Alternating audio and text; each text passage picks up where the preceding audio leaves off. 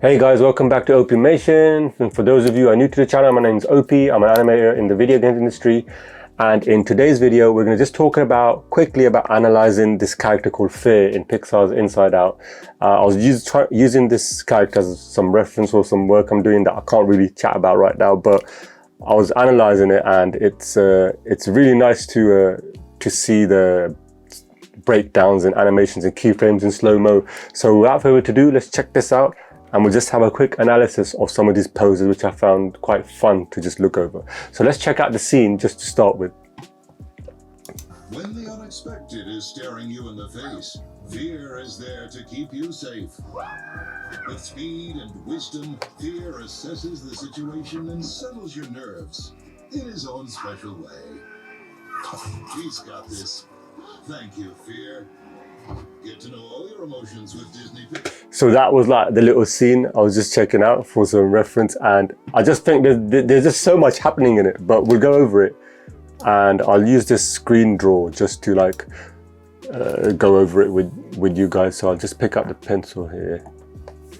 Okay, so if we play this. All right, so let me just do this again. Unexpected is staring you in the face. Fear is there to keep you safe. So first of all, what I noticed is Speed and wisdom, fear assesses the situation. this bit, yeah. So I like this lady, this girl actually. When the girl reacts, look how she goes down. As she goes down, the arms are coming up, right? Squash. So it's almost like a opposite. They're going the opposite way, which is quite common. And then if you look at her going backwards, you can see the classic, like here, you can see the classic, there's nice lines here in the arms.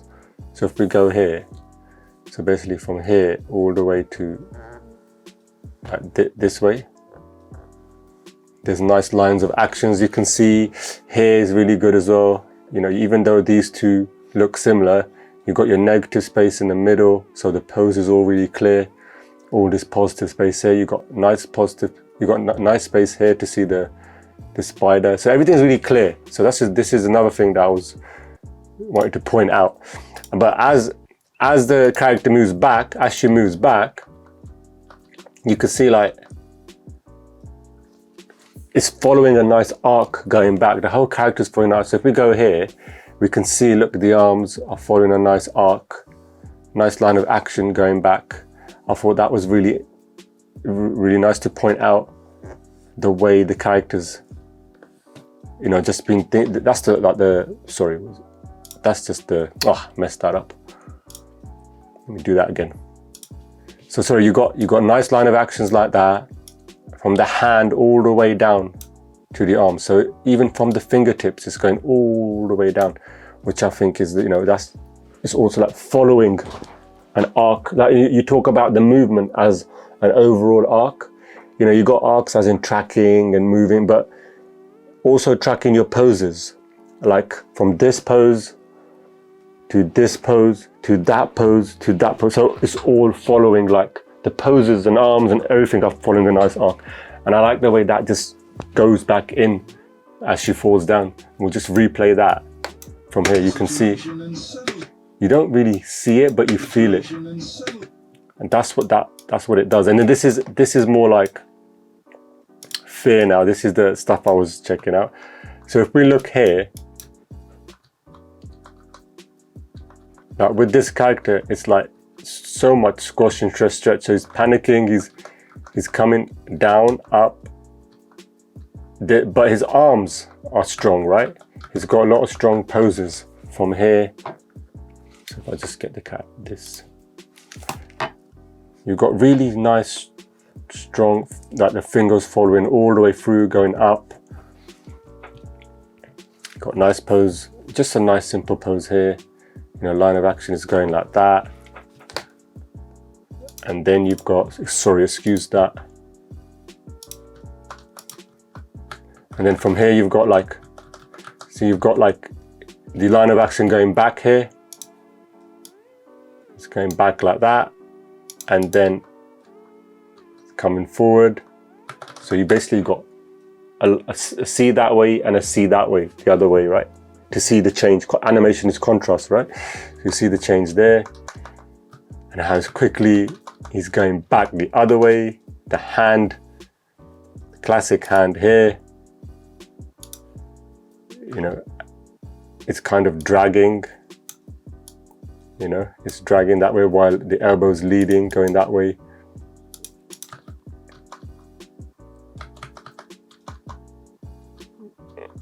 And then that's coming up. It's all nice and clear. Check this out. Look at this. So you've got nice, clear, absolutely clear poses right there. Here as well. You know, everything's been sculpted properly, like the whole pose, you know, it's all nice and clear. The curves, even that little bit there. You know, it's just brilliant, so brilliantly done. And then, you know, he's working that, he gets to that pose, so there, and he's working that pose. You can see this arm just moving, this bit. And then his face is saying something, so he's holding that pose. And then again, his hips are leading, so his hips lead here, and everything else is following the action. Right? Arms, head. So he's going hips forward, motion blur, best friend, right? Or Animator. Then hips lands first, and the face and hand come. When it hits the pose here, there's a little bit of a movement in the arm. So you're working that pose. And then again, this is all working as well. He's just moving this hand. Still working the pose. He just moved this a little bit, right? If you look at that. So if you look here, there, see? And then he looks up, still in that pose. All of that movement is still in that pose, right? And then he looks up, still working that pose. This is how you keep the character alive in that pose. You know, in CG, when you have a holding pose and you just hold it, it's not going to look right. It's going to look dead. So you have these little, so when you can find a way to keep the character alive, keep the character alive and look as if it's thinking in that pose, that's a genius thing to do. Like this guy here is just, you're just working it. Like the arm is slightly still, but obviously the eyes work really well, and the head moving up, though you're still in that pose. You can do all these little things, and this is brilliant. Like from here, like we were talking about paths of action moving. So from here, look how it goes to the next pose. So if you look, this is a key pose, and say that's a key pose. Look at the breakdown. The breakdown makes that. Look at that. You know, it's making that. It's going like that. There's a nice flow there. And it's just going, let's go back to this one, sorry, this tool's a bit quick in between there. You know, it's all following an arc, even like the arm, classic here. You've got a nice arc here. And then there, look at that, you've got, then it goes up there, that's a nice, and then here, the stretch, the nice stretch, but it's following a nice path of action, and then whips back in. And you can feel that whip going straight in. Then he works that pose again. There's a lot of that. Going to one pose, going to the other pose, working the pose, holding the pose. Again here to, you know the character's thinking. Little lower eyelids moving. Again there, oh, classic here, look. Leading with the hips. Like the overall arc of the character. See, he's leading with the hips. The arms get ready with a nice arc like that, even though it's motion blur, you can't see it, but you can see there, it's getting, and then they come forward here, so it's following the arc, because it's already like that here, then it's like that, and then it's like there, you can't really tell. But again, this is quick movement, quick arcs that will make you feel the animation you'll feel it, you won't see it. So that's what these quick in-betweens do. Quick breaking of joints. So we come in here, and then look at that nice arc there.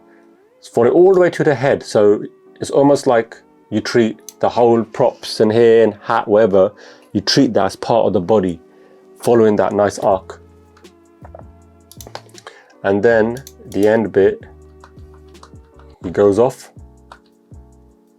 Then he's running, you know, he's leading with the hips here, forward, obviously, and everything is stretched back. And then this, when he comes here, he's like, hand on the handle here, nice line of action here, stops. So he comes here, the hand's also motion blurred here, or broken, comes here. Next one is the breakdown. You got a nice line of action again. This is kind of following the overall you're trying to get, sorry, like a nice line going like that. Sorry, this is a bit rubbish, but let's just do it from here. Like this is a nice path you got here. And then I think again, look at that, like that break in there, like whipping there. So the elbow comes up here. So you got a little elbow up here. And then nice finger silhouettes here, nice clear poses here, even though it's motion blur. And then obviously dragging here, dragging back, but it's following that nice line of action as well. So if you look at that, it's going back, hand as well, it's everything squashed here. Oh, it's amazing. It's a bit like that Presto. I don't know if you've seen the Presto short, but it's quick in-betweens as well. And then here as well, you can see crazy in-betweens, right? And strong lines of action here. And then over the top, like here, he's got a nice clear pose here. Then this arm is coming over to press a button here. Then again, you've got nice strong poses here. Again, you've got a nice strong, all going all the way through the body. It's all nice and clear there. And then even here, look, the elbow's up. So that's a classic. He's going like that, up. It's a bit subtle there, but he's just going up and he's gonna hit like that. So you're breaking like that. That's exactly what he did. And he did that there.